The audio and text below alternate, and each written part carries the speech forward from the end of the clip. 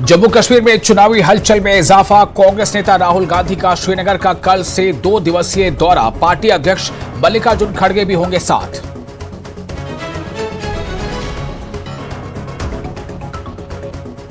विधानसभा चुनाव से ठीक पहले अपनी पार्टी को लगा झटका। जफर इकबाल मनहास ने दिया इस्तीफा। कांग्रेस या नेशनल कॉन्फ्रेंस में शामिल हो सकते हैं मनहास।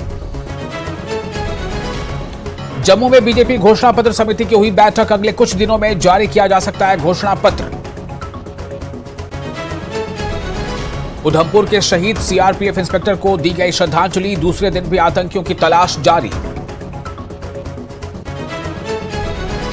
भारतीय और श्रीलंकाई टुकड़ियों का संयुक्त अभ्यास में स्नाइपर ग्रिड पर विशेष बल।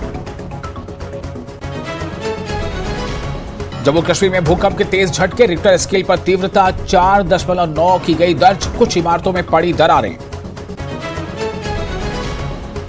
मेंढर में कुत्ते से लोगों में दहशत। 12 से ज्यादा लोगों को पागल कुत्ते ने काटा। जख्मियों को किया गया अस्पताल में भर्ती।